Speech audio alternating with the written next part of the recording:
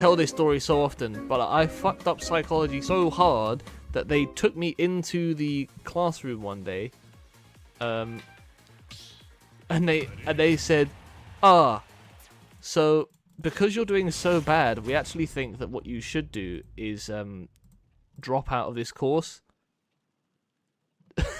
and instead go and focus on your other classes.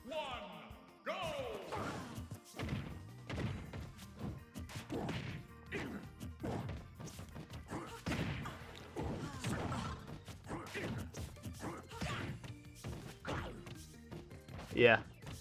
I mean, it wasn't in a real test. That was in my mock exams. But also, by the time I got to sixth form, I just wasn't interested in education at all. I didn't care. Just a shame, really. I guess it's not the worst thing. No, that is the worst thing. That is as bad. You can't get worse than a U.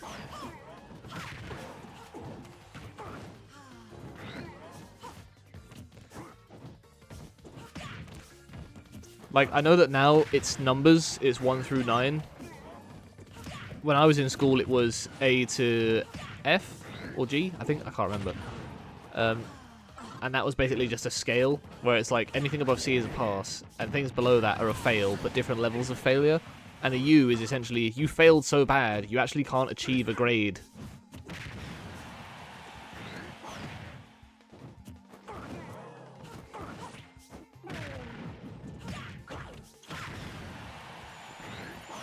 U is still in the grades with numbers? God, that's even worse. What constitutes ungradable? Well, for the grade levels, there is a set of marks or points. I don't know what they're called in America. In the UK, they're called marks. And you need to get so many marks to get each level. So let's say that the paper has 70 marks available. It might be like 56 to 62 is a C, 62 to... Oh no, well, that's a terrible example. You get what I'm saying. Like, there'll be a set division of so many marks to get you a certain grade. If you get such a low score that you can't get the lowest grade, you'll get a U, which is essentially, it's ungradable because you haven't got enough points to achieve a grade level in this exam.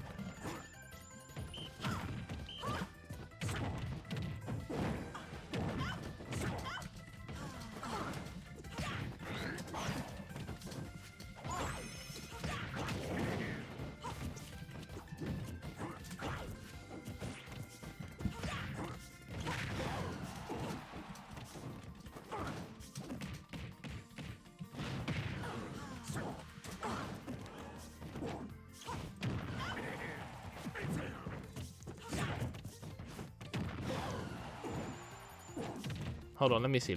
Hold on. Let me Google. 2013 grade scale. English. GCSE. That's when I was in school. Oh, U. It's ungradable or unclassified because it cannot be classified as a grade.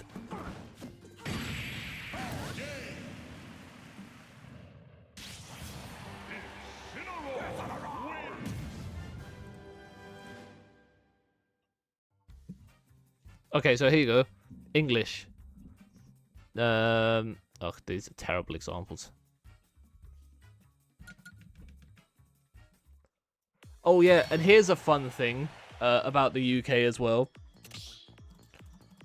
A fun thing about the UK for you. There was more than one type of paper that you could do for the same exam.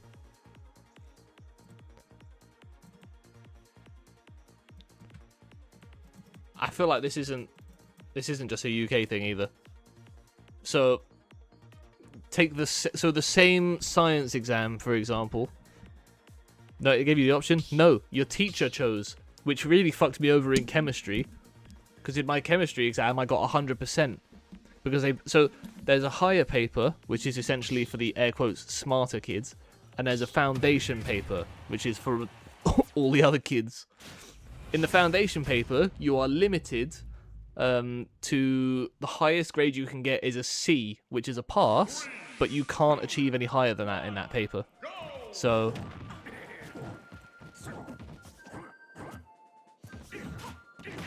I didn't even know this. Oh my god. So I'm looking at... So this is from 2013. This is when I went to school, right?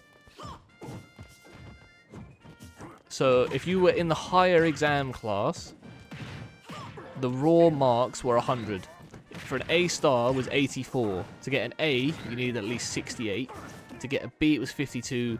C, 36. D, 20. E, 12.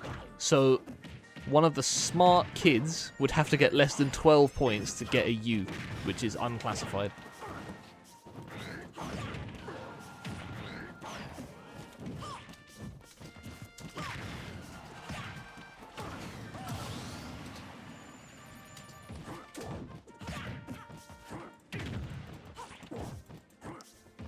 Combined gave you a general grade for 3 sciences. Yep. So I didn't do triple science. I just did, you know, the normal GCSE science. I don't even know if I did it at oh, I did do GCSE here, because in my school it was your core subjects were English, Math, Science, and RE for some reason. What's the point in even having that? Well, because otherwise, you know, like, you kind of need to acknowledge when someone is so bad at a subject or an exam. The foundation tier had less content. Yeah.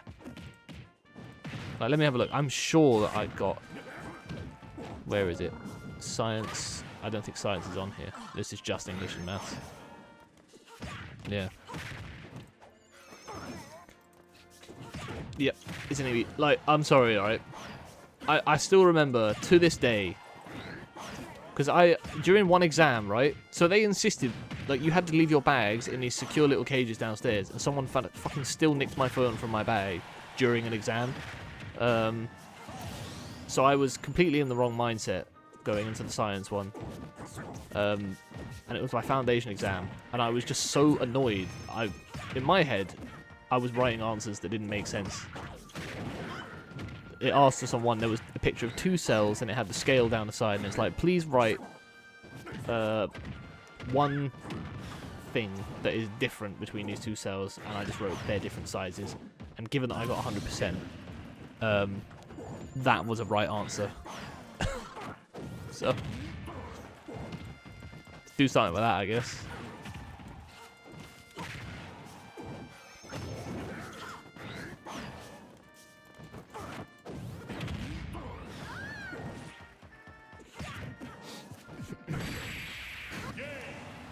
A teacher was explaining to us once as well. So I was in one of the higher up sets. I can't remember which. I think it was in RE. And she was explaining this to me. Another reason why U exists as a grade option. So she was saying that from a teacher's perspective, they've obviously got the different set level.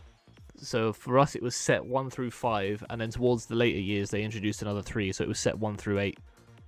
And it was basically, she was saying, like, you've got to look at it from different perspectives. So the top set is, these are the kids that you're pushing to get the highest possible grade. And as you go down through level of ability, you get to a point of, like, these kids have the potential to get the top grades. These kids can get good passing grades with help. And she was saying, she was like, as you get towards the bottom, you've got the kids who are basically, like, they're lost causes.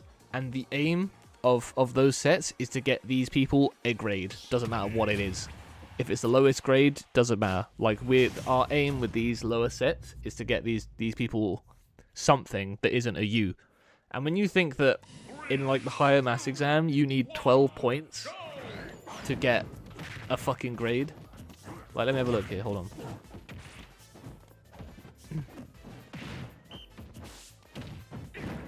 So in the foundation mathematics, 23 points gets you a G. A fucking G. You know how bad that is? Like, UK education system's bad. It's not about skills, it's about memory. Like, I say this now. I tell you how much I wish that I'd done something to teach me more physical skills that I could use. What the fuck kind of a hitbox was that?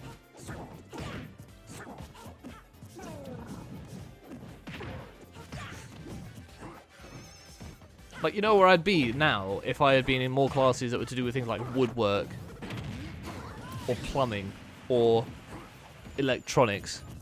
I find the idea of becoming an electrician so interesting, but because I've got no prior education, I have to literally start from the fucking beginning. I can see why English and maths are core skills, because they're things that you need in literally everything. You need to be able to communicate and write out things, and you need maths for pretty much everything in life. I don't understand why, when I was in school, religious education was considered a core subject. It was just a free GCSE, basically. The water incident a few weeks ago. The fuck is the water incident?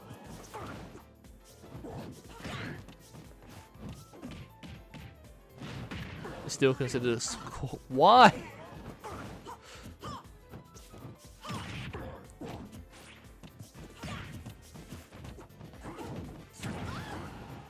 Plumbing is a good skill. Oh my god, yes. Fucking plumber. Oh my mate. Plumbing is a good skill. My neighbour's a plumber. I'm genuinely, I probably should just start doing it. There's nothing stopping me particularly. I want to learn a physical skill or a trade or something. Problem is, it'll probably result in the end of me streaming, because where I have to have a full-time job to pay, you know, my bills and my life, I'd have to learn in the evenings.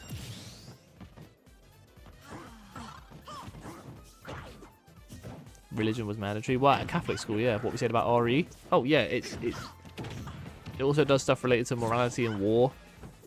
Ah, mate, my RE teacher was so good at teaching. She could teach anyone, like.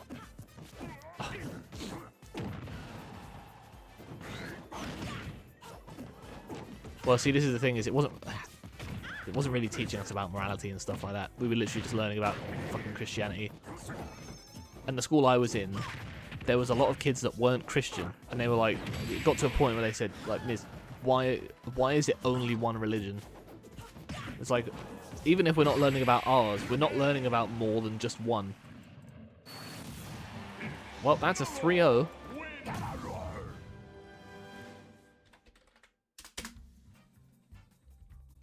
Rip to the worst, I guess. See you and losers, son. Alright. Winners finals.